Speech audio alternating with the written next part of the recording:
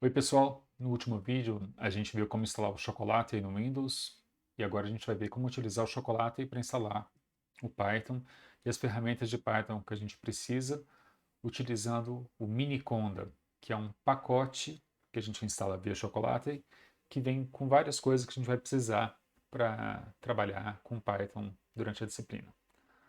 Bom, o Miniconda, na verdade, ele é uma versão menor do Anaconda. O Anaconda, ele pesa 3 GB e vem com tanto de coisa, de aplicativo gráfico e tal. O Miniconda tem só o que a gente precisa, vai instalar o Python, os pacotes, os programas do Python para lidar com pacotes Python, ou seja, bibliotecas Python, e manipular ambientes, tá? A gente vai ver como é que isso funciona. Bem, vamos lá. Se vocês instalaram o PowerShell, como eu mostrei, vocês podem aqui com o botão direito agora encontrar ele e dá para abrir uma certa pasta como administrador, tá? Que é o que a gente vai fazer. Eu vou abrir o meu desktop como administrador. E ele perguntou para mim se podia abrir como administrador. E aqui já está o caminho, né? Usuários, o nome do meu usuário, desktop, tá? Esse é o caminho do meu usuário. O seu pode ser diferente, o seu pode ser C2 pontos, tá? Tanto faz. Bom, agora a gente vai digitar aqui choco install miniconda 3. Não esqueçam de pôr esse 3, porque é a versão do Python 3, que é a que a gente vai utilizar. Clique em Enter, ele vai fazer uma pergunta aqui e eu vou responder com A, significando que pode instalar tudo. Vai demorar um pouquinho, então eu volto quando vou terminar.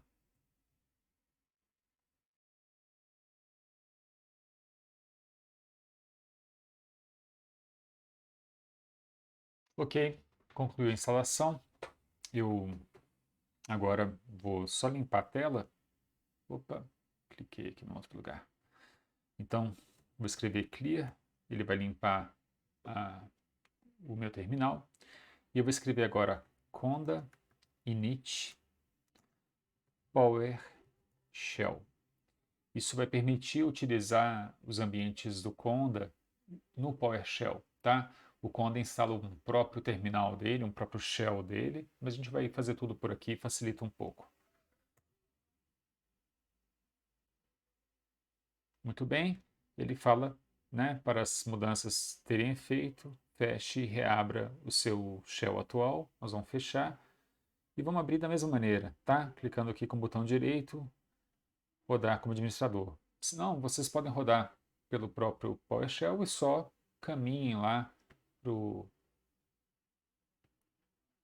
e aí só caminhem, né, para pasta específica utilizando CD, C2 pontos e aí o caminho completo, né? No meu caso é esse aí, é D2 pontos users Zpad desktop, tá? Eu estou querendo fazer aí no meu desktop para facilitar. Bom, isso feito, viram que apareceu aqui do lado Base. Isso já é um ambiente Python, tá? Um ambiente do Miniconda para isolar as versões do Python.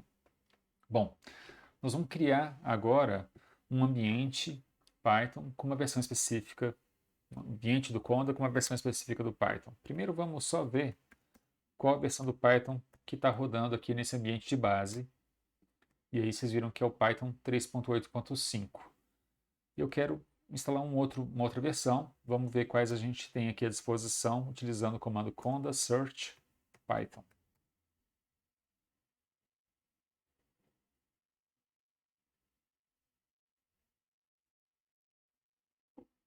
Isso, então eu tenho essas versões aqui à disposição, tá? E eu vou instalar o 397, tá? Simplesmente porque é uma versão é, que é muito utilizada. Bem, então vamos limpar a tela de novo e eu vou escrever conda create, que é para criar um novo ambiente, "-n", que é para dar um nome para esse ambiente. Eu vou escrever aqui mypy, tá? Meu Python 397, podia ser qualquer nome aqui.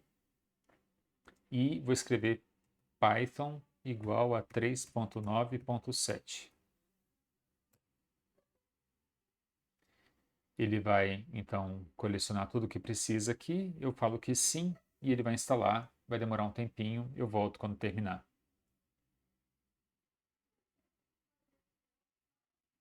Ok? Então ele concluiu a instalação e eu posso até listar, tá, os ambientes Python que eu tenho, utilizando o comando conda env list. Tá? Ele vai mostrar para mim, então, que eu tenho 2 ambientes instalados, o de base, e agora apareceu o MyPy 397. Para eu ativar, ele até fala aqui, para ativar esse ambiente, use o comando conda activate MyPy 397. Eu vou copiar e vou colar aqui, e aí, à esquerda agora, eu tenho MyPy 397. O que é um ambiente? O que são essas coisas aí? Cada ambiente, eu vou ter uma versão do Python, eu posso até ter 2 ambientes com a mesma versão, mas eu vou instalar bibliotecas e assim, ferramentas auxiliares do Python, e eles vão estar isolados uns dos outros, vão estar encapsulados. Isso é muito útil, tá? É algo que a gente pode precisar para projetos específicos, então por isso a gente vai fazer isso. E é muito recomendado hoje em dia ter esse tipo de abordagem quando a gente trabalha com Python. Bom, quando eu instalei o Python, ele instalou também, quando eu fiz esse ambiente, ele instalou também o pip. O pip é um gerenciador de pacotes Python. Então, pacote aqui tem um outro significado do que para o chocolate. O Python ele tem bibliotecas ou módulos que eu instalo utilizando o pip. Então, eu vou instalar uma que é muito útil, que é o Jupyter. Jupyter, só que é com Y, tá? Enquanto ele instala, eu vou explicar o que o Jupyter faz. O Jupyter me permite rodar uma página no navegador, que na verdade ela está acessando um servidor que está no meu próprio computador, que roda o Python. Eu mando comandos dessa página para o servidor e o servidor me responde o que esse comando fez. Esse estilo de trabalhar chama notebook, tá? É como se fosse um caderno, como se fosse um estudo mesmo, e tem a ver realmente com uma maneira de trabalhar com Python que não é, vamos dizer assim, para a produção final de algum programa ou de algum projeto, mas é para ir testando coisas e aprendendo alguma coisa, tá? O notebook é muito utilizado em contexto didático e a gente vai utilizar, então é importante saber configurar, mas saibam que tem esses 2 modos. Um é trabalhar com notebooks, e o Jupyter é um servidor, tá, de notebooks, tem outros, e scripts, aí a gente roda ou via linha de comando ou via algum tipo de plugin ou extensão nos editores que a gente ainda vai instalar, que no caso são o Atom e o Visual Studio Code, tá? Então vamos aguardar ele concluir a instalação e eu volto quando estiver pronto. Muito bem, então concluí a instalação e antes de rodar o Jupyter, e é importante lembrar, eu instalei o Jupyter para esse ambiente, tá? Se eu mudar de ambiente aqui, talvez eu não vá ter o Jupyter lá para trabalhar. Mas antes de rodar o Jupyter, eu preciso explicar para o Jupyter quais são os ambientes que eu tenho e qual ambiente eu posso encontrar lá quando eu abrir ele. Para isso existe um comando em Python, que é o python -m, APY-kernel install, que vai instalar então uma especificação para o Jupyter saber dos meus ambientes. User, que é para eu criar para o meu usuário. Name é o nome do ambiente que eu quero que ele saiba que eu posso utilizar lá dentro dele. Então, no caso, o MyPy 397. E agora eu vou usar esse comando display -name e um nome. Eu vou falar Python 3.9.7. Esse é um texto, tá? Que eu estou criando mesmo. MyPy 397 barra conda, tá? Só para ele saber, então, que eu estou acessando esse ambiente MyPy 397 que eu criei via o Anaconda. Quando eu rodo esse programa, ele criou para mim uma pasta aqui nesse caminho, users, epad, appdata, roaming, Jupyter, kernels, MyPy 397, que ensina para o Jupyter que lá aqui no meu computador eu tenho esses ambientes aí. Então, para cada ambiente que eu criar e quiser utilizar via Jupyter, eu vou ter que fazer algo parecido com isso aqui, trocando, claro, o nome do ambiente aqui e o nome que vai aparecer lá no Jupyter quando eu abrir. A gente já vai ver isso. Eu vou poder trocar o kernel e trocar os ambientes que eu tenho em cada kernel. Bom, vamos rodar o Jupyter então. Jupyter, Jupyter, espaço notebook. Então ele vai abrir esse caminho que eu estou aí, Users Desktop, no navegador. Tá? Ele abriu aí automaticamente o meu navegador padrão, tá? O Firefox, e ele vai carregar aqui para mim o que eu tenho no meu desktop. Tá? Aqui eu tenho esses arquivos aqui no meu desktop, que são coisas que eu fiz para arrumar esses vídeos. E aqui à direita eu tenho o New, e aí tá vendo que eu tenho o Notebook? Se eu não tivesse feito esse último comando que eu mostrei, estaria só essa primeira opção, IPyKernel, mas eu criei aqui o MyPy 397, ou seja, eu posso agora acessar esse environment que eu criei via Jupyter e rodar de maneira interativa. Bom, por padrão o nome do notebook é Untitled, eu vou mudar aqui só para testando Jupyter MyPy 397, tá? Vou renomear, vou salvar já de uma vez, ele vai criar um arquivo no meu desktop, porque eu abri via meu desktop. E agora eu posso rodar um comando simples aqui no Python, 2 mais 3, tá?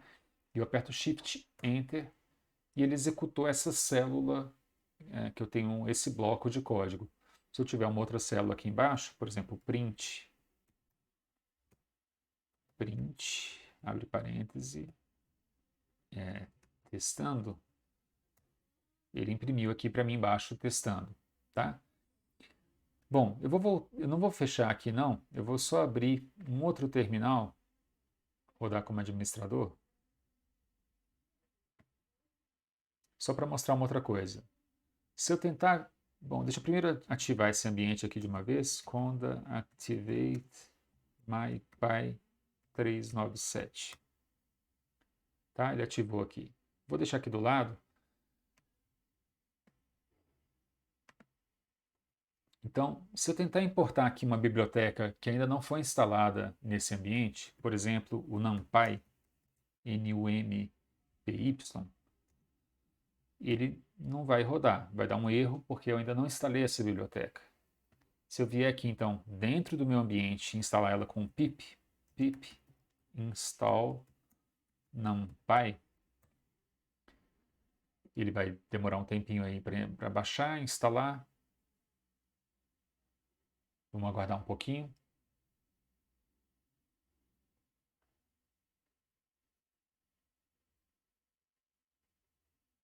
Pronto, instalou. E agora eu posso vir aqui e rodar novamente essa linha, vocês vão ver que agora vai funcionar. Tá? Então, por que a gente fez isso? Porque a gente quer ter o Jupyter à disposição para rodar esses ambientes com as bibliotecas de cada um desses ambientes. Então, aqui estou mostrando como é que isso funciona. Tá? Sempre que terminarem de trabalhar com o notebook, lembrem de salvar ele. Tá? E aí, vocês podem depois fechar aqui, logout, tá? Ou tem uma opção aqui de quit também, tá? Bom, se no terminal que vocês estiverem trabalhando, vocês descarregaram o Python Notebook e ainda tiver essa tela desse jeitão aí, vocês podem apertar Ctrl C várias vezes, ele vai interromper o Jupyter, tá? E vai suspender. O arquivo do Jupyter tem sempre essa extensão IPYNB, tá? É a extensão que a gente usa quando está trabalhando com o Jupyter. Bom, depois eu vou mostrar então como é que a gente vai instalar o Atom e o Visual Studio Code utilizando o Chocolate. E aí, daí para frente, a gente vai trabalhar em vídeos que vão ser iguais para quem tiver nos 3 sistemas, porque aí a gente vai estar trabalhando com esses ambientes criados aí para trabalhar com Python, tá bom? Até o próximo vídeo.